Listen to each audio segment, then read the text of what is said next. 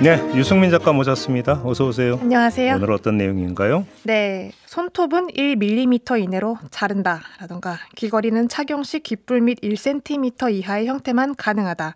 또 피부 처리는 깨끗하게. 이게 그 한국 마사회 고객 응대 매뉴얼 내용인데요. 이게? 네. 그 가운데에서도 여성 노동자 대상으로 적용되는 용모 복장 매뉴얼입니다. 고객 응대할 때는 이런 용모, 이런 복장으로 해야 된다? 네. 또 성차별적이라는 비판이 나오면서 마사회가 해당 규정을 삭제했다라고는 하는데 현장 노동자들한테는 정작 전달되지 않은 상황입니다. 또 오히려 이 과정에 일부 노동자를 겁박하는 일까지 벌어지고 있는데요. 마사회의 법보다 강한 매뉴얼에 대해서 취재를 해봤습니다. 법보다 강하다는 게 아주 강제적으로 이걸 뭔가 지키라고 그렇게 요구했다 이런 얘기인가요? 요구를 하지 않지만 요구를 당하고 있는 상황인데요. 무슨 말씀이세요? 상당히 모호한 상황인데 현장에서 이게 어떤 식으로 이용이 되고 있는지 이준형 공공운수노조 한국마사회 지부의 지부장 이야기로 들어보시겠습니다. 사측은 이거는 이제 표준 매뉴얼일 뿐이지 법은 아니다, 규정은 아니다 라는 식으로 변명을 하고 있지만 현장에서는 그걸 토대로 너 왜 인사를 제대로 안 하냐, 똑바로 안 하냐, 이거는 문제다 라고 계속적으로 지적하고 이런 규제를 통해서 직접적으로 외모 통제뿐만이 아니라 이제 관리자가 직원들을 괴롭힐 수 있는 명분을 만들었다라고 판단을 하고 있거든요.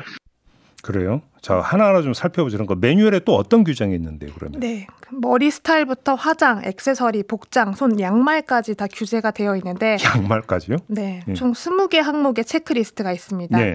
남녀 나눠서 제작을 해놨지만 여성 매뉴얼 같은 경우는 좀 지나치게 세분화되어 있는 상황인데 이를테면 남성 같은 경우는 손톱은 길지 않으면 된다라는 한 문장이 전부인데 여성은 길이를 1mm 이내로 깎아야 한다라던가 목걸이는 유니폼 속 착용 용도만 허용이 가능하고 그조차도 펜던트의 크기가 1cm 이하만 가능합니다.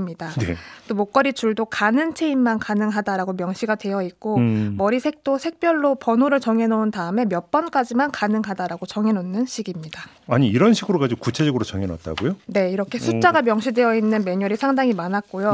반면 또 화장은 청결하고 건강한 느낌을 주는가, 피부 처리가 깨끗하게 유지가 되었는가, 립스틱 색깔은 적당한가라던가 양말은 바지와 어울리는 양말인가, 눈화장은 너무 짙은 건 아닌가라는 좀 추상적인 개념들도 있었습니다. 네.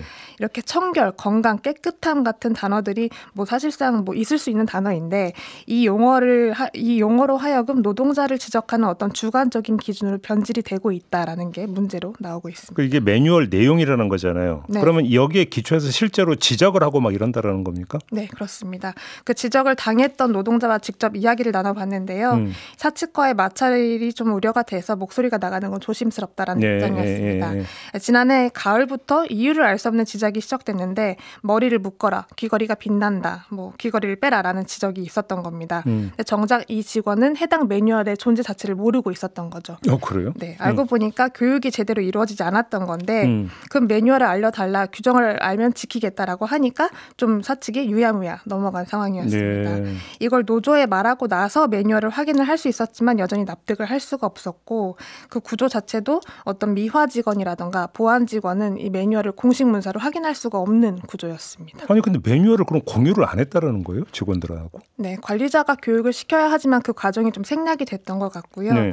그 통화한 노동자의 말을 그대로 이제 제가 전해드리자면 미화 업무 담당 노동자 대부분이 60대 여성이고 우리가 머리를 치렁치렁 기르겠나, 주렁주렁 귀걸이를 달겠나, 빨간색 루즈를 바르겠나, 샛노랗게 염색을 하겠냐라고 하면서 그동안 이제 이쪽 관련 업무를 계속 해왔지만 이제 어느 정도 지키고 있다고 생각을 했는데 너무 지적을 심하게 받다 보니까 식욕도 없고 또 생각만 하면 얼굴에 열이 오르고 스트레스를 많이 받은 상황이었다라고 전해왔고요.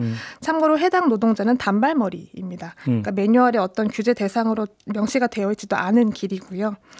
다만 이제 이원은 알 수 없는 괴롭힘이 지속되면서 반년 넘게 참고 지내다가 노조를 통해서 공론화를 시켰고 이제 노조가 보도 자료를 냈더니 바로 사측에서 해당 노동자를 불러서 질책을 했다라고 하는 건데요. 직접 들어보시겠습니다.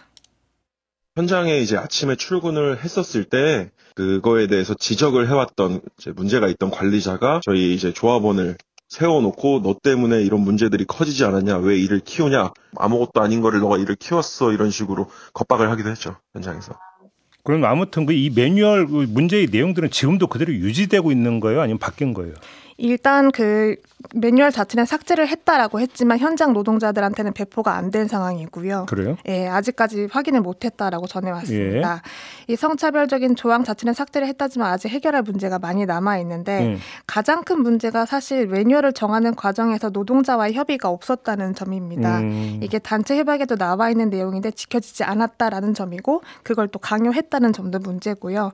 가령 매뉴얼에 뭐 1mm라는 손톱의 규제가 있든 혹은 청결이라는 사회적 통념을 준수하라라는 그런 자율에 맡기는 내용이 있든 이건 노사가 이제 이야기를 하면서 결정을 해나갈 문제인데 그걸 빌미로 법보다 무섭다라는 이 매뉴얼이 노동자를 괴롭히거나 겁박하는 일은 더 이상은 없어야 한다라는 게 가장 큰 문제라고 보여집니다. 그래요? 네. 아니 매뉴얼은 지키라고 있는 거고 그러면 지켜야 될 사람들하고 사전에 논의해서 협의를 하고 합의를 보고 그다음에 공개를 해서 공유를 해야 되는 거잖아요. 그렇죠. 근데 사측에서 일방적으로 그냥 정한 다음에 알려주지도 않으면서 그 매뉴얼이라고요? 그런 매뉴얼이 어디 있어요?